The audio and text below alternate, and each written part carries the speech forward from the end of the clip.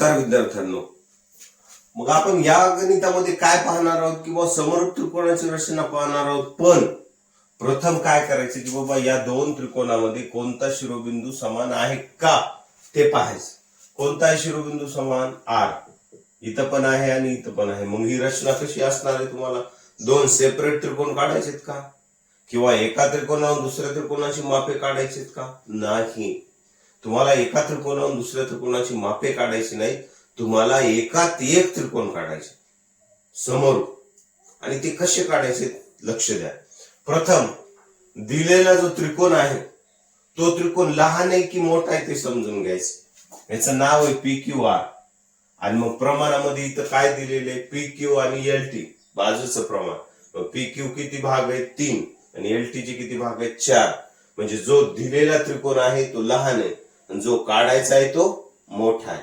मग लहान त्रिकोण काढल्याच्या नंतर त्याच्या दोन बाजू आपल्याला वाढवाव्या लागतील.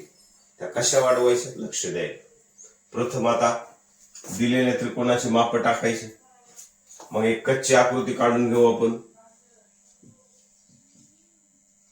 आकृती म्हणजे पक्की आकृती आपल्याला टाकायला सोपी जाईल. आणि जो सामायिक बिंदू आहे का तो पायाच्या डाव्या बाजूला घ्यायचा. लक्ष द्यायचं. मग हा आर डाव्या बाजूला जर आपण घेतला बरोबर, मग तो इथं पी हा क्यू आणि हा आर. मग पी क्यू किती दिलेलं आहे? 4.2. क्यू आर किती आहे? 5.4. पी आर किती आहे? 4.8. ओके. आता एक पक्की आकृती टाकू. लक्ष द्या. मग पाया टाकायचा आर क्यू किती? 5.4.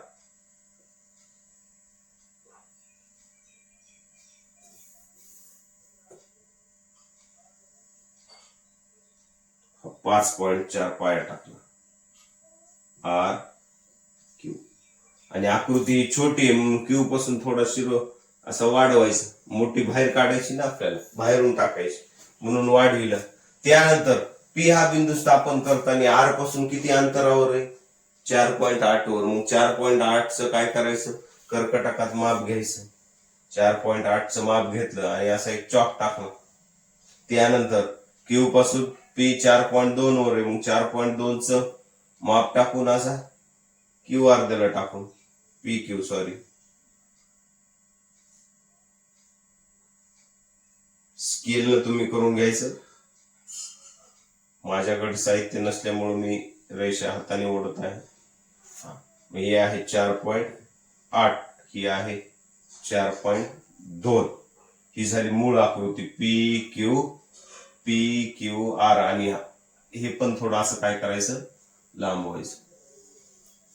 आपल्याला बाहेरून एक आकृती टाकायची ना त्या बरोबर.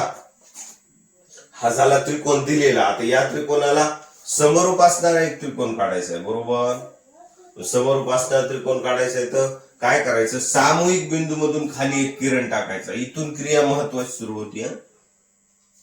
असा एक अंदाजे 30 अंशात पडल असं टाकायचा. माप न घेता टाकला तरी चालेल बरोबर. आता या दोन मापापैकी मोठं माप कोणतं आहे? 4. म्हणून 4 समान त्याचे भाग करायचे त्या रेषाखंडाचे. ह्याला आपण नाव देऊ आर एक्स. या आर एक्स रेषाखंडाचे 4 भाग करायचे किरणचे. आणि अंदाजे 1 सेमी घ्या, 1.25 सेमी घ्या, तुमच्या मनात फक्त समान घ्यायचं. आर पासून कर्कटकामध्ये अंतर घ्यायचं. आर पासून एक भाग टाकायचा 2. इथं आणि टोक ठेवायचं. परत एक दुसरा, परत तिसरा, परत चौथा. 4 भाग करायचे. ह्याला नाव द्यायचं R1, R2, R3, R4. Okay. आता काय करायचं माहितीये का? तुम्हाला जो त्रिकोण प्रथम हा त्रिकोण आहे पी क्यू आर, त्याचे किती भाग आहेत? 3. म्हणून क्यू हा बिंदू R3 ला जोडायचा. क्यू हा बिंदू कशाला जोडायचा? R3 ला जोडला. आता काय करायचंय आपल्याला? एलटी च किती आहे? 4. एलटी किती आहे? 4 आहे. मग एलटी 4 आहे तर तुम्हाला काय करायचंय? R4 वरून असा एक बिंदू इथं घ्यायचा. इथं बिंदू स्थापन करायचा आपल्याला एक बिंदू. मग तो कुठून करायचा? R4 वरून. म्हणून ह्या QR3 ला एक समांतर असणारी बाजू काढायची.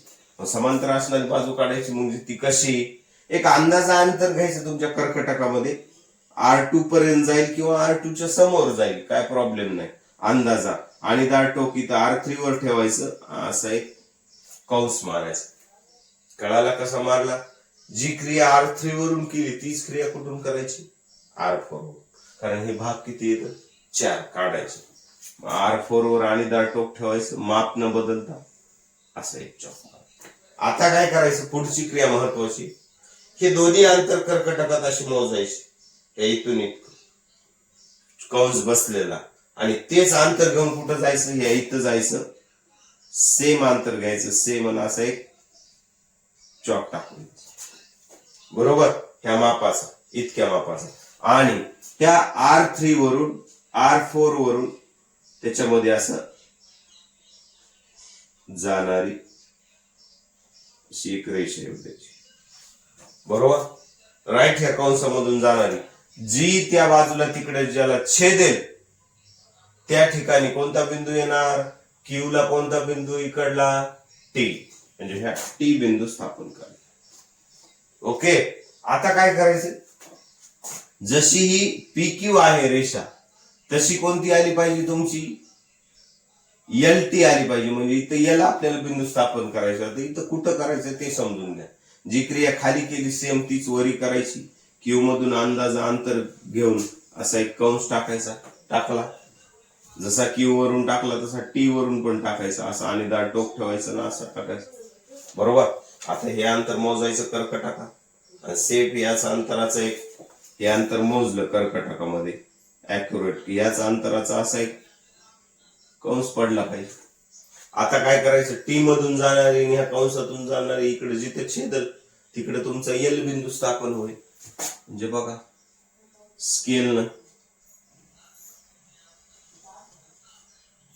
हा या ठिकाणी कोणता बिंदू स्थापन झाला? L. म्हणजे बघा जसा त्रिकोण PQR आहे ना, तसा LTR तयार झाला. काय अडचण आहे का? नाही. म्हणजे ही बाजू आणि ही बाजू या दोन बाजूंना समांतर मोठा एक त्रिकोण आपण तयार केला, मापे न टाकता समरूप त्रिकोणाच्या रचनेनुसार. आणि ही रचना परीक्षेला येऊ शकते, अत्यंत सोप्या पद्धतीने मी तुम्हाला सांगत आहे. ओके. आणि दुसऱ्याचा फायदा होण्यासाठी तुम्ही हा व्हिडिओ शेअर करा, लाईक करा, म्हणजे तुमच्यापर्यंत अनेक व्हिडिओ माझे येऊ शकतील. ओके. आणि महत्वाचं आहे परीक्षेचं